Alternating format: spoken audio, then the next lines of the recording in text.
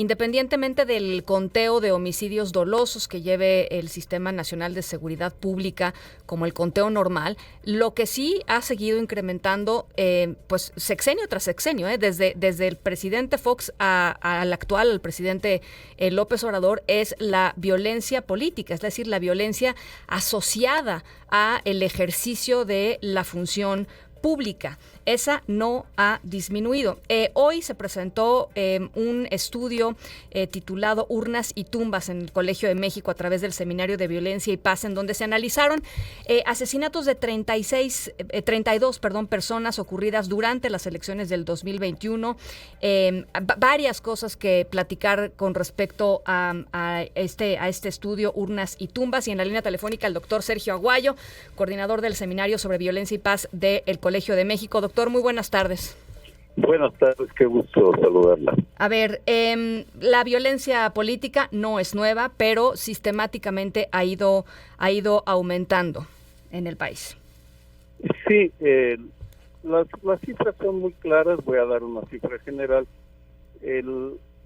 aclarando que no solo matan candidatos, sí, sino también líderes cívicos, ambientalistas, periodistas, todo aquel que se opone a nivel local, sobre todo, a criminales o políticos. Uh-huh.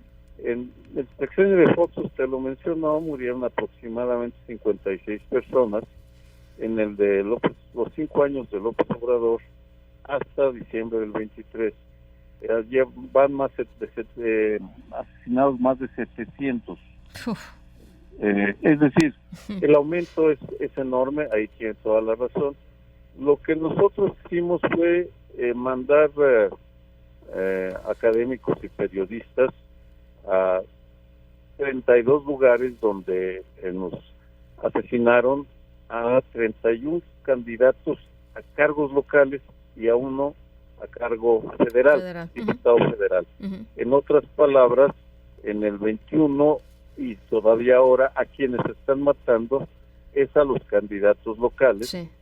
Y a quienes están protegiendo el gobierno federal es a los candidatos a cargos más importantes, presidente, sí, senador, sí, gobernador. Una de las cosas interesantes, pues sí, efectivamente es darnos cuenta que el eslabón más débil está en los municipios, pero otra cosa que también emana de Urnas y Tumbas es que solamente el 8% de quienes fueron atacados recibieron amenazas previas, y esto cambia fundamentalmente la manera en cómo el Estado intenta proteger a los candidatos, que es a través de valorar pues su nivel de riesgo, ¿no? Y cuando no hay básicamente un precedente de amenazas, pues está muy difícil evaluar el nivel de riesgo y protegerlos, ¿no? Tiene toda la razón. No solo eso, sino que un hallazgo que de los que más me impresionaron es que solo en 11 casos tenemos certidumbre de que fue el crimen organizado. Uh-huh. En otros 11 fueron opositores políticos. Uh-huh. Es decir, lo que estamos viendo, no solo que, es decir, están matando a los carteles, están matando a quienes les estorban, pero también los adversarios políticos a nivel local están mandando matar al que les estorba. Uh-huh. Se está normalizando la violencia como método para resolver las diferencias en la disputa por los cargos, y la mayoría, creo que el 27 se oponían a sus presidentes municipales. Uh-huh. Estamos ante una violencia de candidatos que amenazaban a los gobiernos o a los criminales. Uh-huh. Y fueron asesinados por ese motivo. Insisto, 31 fueron asesinados con métodos gangsteriles, ejecuciones en la vía pública. Uh-huh. ¿Qué hacemos frente a este escenario? Y pensando también, doctor, en todas estas áreas de ingobernabilidad que existen en el país. Estamos viendo lo que está sucediendo en Guerrero, en donde los niños no van a la escuela porque pues está ahí el crimen decide que que tienen que parar, los transportistas no pueden hacer su trabajo, pero también en San Luis Potosí, pero también en Michoacán, pero también en algunos lugares de Sonora, Sinaloa, Chihuahua. ¿Qué hacemos frente a este escenario con, pues me parece un poco esta bola de nieve, ¿no? Que se viene gestando y que parece ser pues imparable? Muy buena pregunta, ya, en fin. Yo le puedo decir que los estudios que hemos hecho, porque no solo estudiamos cómo los matan, sino también cómo se puede reducir la violencia, sí. La estrategia del gobierno federal no está funcionando. Podría darle cifras, darle evidencias. En donde sí está funcionando es en algunos estados y ciudades.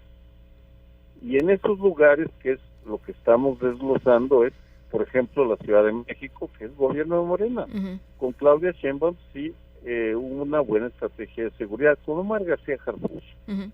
En Coahuila, la Coahuila priista, uh-huh, de Rubén Moreira, también controlaron el crimen organizado de manera notable. Y ahí lo que siguen es una estrategia no militarista, son policías uh-huh, civiles uh-huh, los que se involucran. Se les da una muy buena capacitación, servicios de inteligencia, y se permite que se escucha a la sociedad, porque la sociedad, las comunidades son las que saben cuál es el problema de seguridad. Mire, hay ¿sí? Los mejores servicios de inteligencia son las señoras de los mercados, los taxistas, ¿se lo digo en serio? Sí, no, estoy de Ellas acuerdo. saben quién es quién. Uh-huh. Por tanto, la seguridad se construye desde abajo, y así lo demuestran los estados, y le mencioné dos, uno de Morena y uno del PRI, para que no haya impresión de que estoy favoreciendo a uno sobre otro. Uh-huh.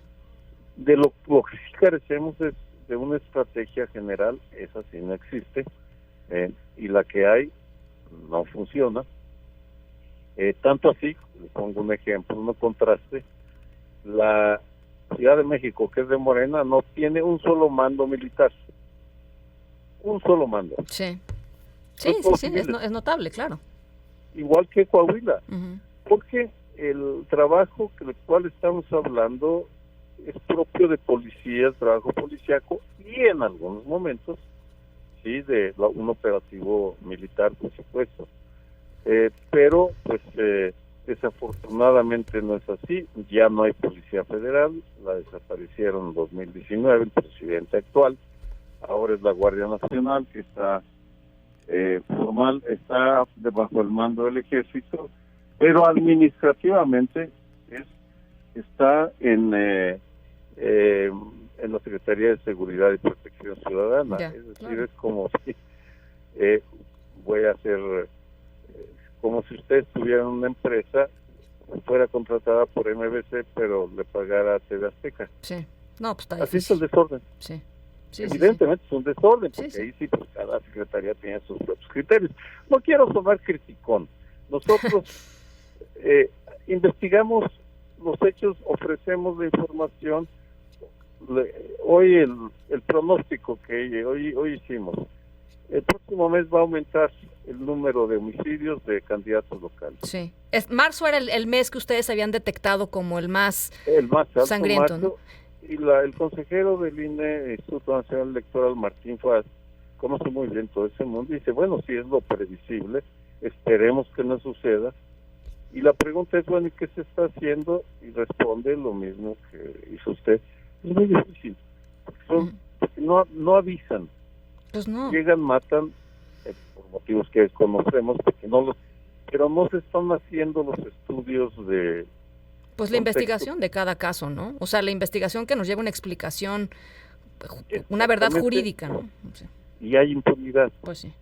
En los 32 asesinatos, el patrón es de impunidad, porque las fiscalías estatales, que son las que investigan, no hacen su trabajo como se debe, porque son muy deficientes. Sí. Y aquí no es el gobierno federal, no es el presidente, son las fiscalías de los estados. Sí. Ahora, ningún partido está a salvo. Esa es otra de las grandes conclusiones de este estudio. Pues matan indiscriminadamente. Sí, depende de la importancia que tienen. partido que tuvo más muertos fue Morena, Uh-huh. 9. El estado que tuvo más muertes fue Veracruz, con 9. Y Jalisco, el Movimiento Ciudadano, con 5. Es decir, no hay, es general. Sí.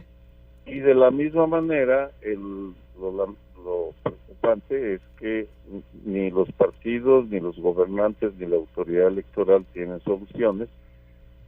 Y el afán que nosotros tenemos con este tipo de investigaciones es decirles, señores, esto es más complicado, Claro. esto está arraigado, es estructural, tómenselo en serio, Uh-huh. pónganse a estudiar, involúcrense. Le pongo un ejemplo, una candidata de Querétaro, creo que de Movimiento Ciudadano jamás la había visto, no recuerdo si era hombre o mujer, jamás la había visto, la hicieron candidato de un municipio sin conocerla. Sí. Híjole. Y la matan, y entonces, pues evidentemente Movimiento Ciudadano en Querétaro dice, ¡ay!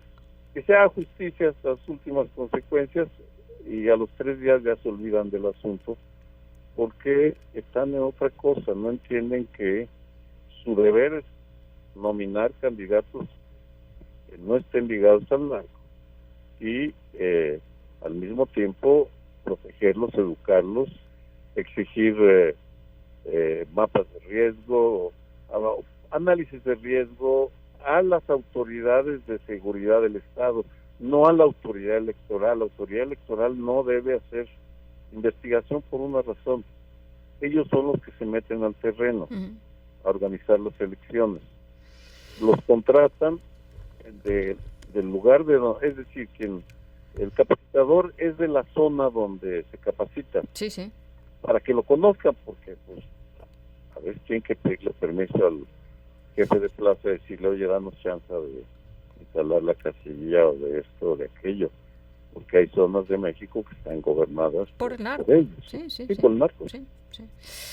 Bueno, va a ser un proceso político y un proceso electoral, me parece, y me gustaría su opinión finalmente, doctor, pues difícil, rijoso, complicado, y en muchos lugares pues los candidatos van a... Es más, me contaban por ahí, doctor, que hay lugares en algunos estados en donde a los partidos les está costando pues encontrar candidatos porque no hay nadie que se quiera postular. O sea, eso también es una consecuencia de el clima de violencia extrema que vive el país, ¿no?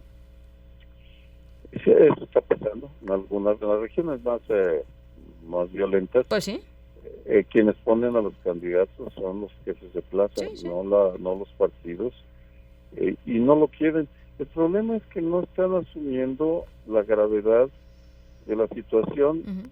Yo, con todo respeto al presidente, a la figura, me parece realmente incomprensible que diga que no está pasando nada, que no hay violencia política. Eso no coincide con las cifras, con lo que estamos viendo, con lo que aparece. Sí, los están matando. Sí, sí, tremendo. Tremendo. Pues ojalá podamos conversar al término del proceso electoral, doctor, para pues evaluar de alguna manera lo que vayamos viendo. Sería para nosotros pues muy bueno volverlo a escuchar en unos meses. No, por supuesto, sobre todo para largo. Y en algunos años ya lo verás. Ya, bueno, desde la residencia de ancianos estaría. Me dará muchísimo gusto siempre platicar con usted, doctor. Muchas gracias. Gracias a ustedes. Las 6:24.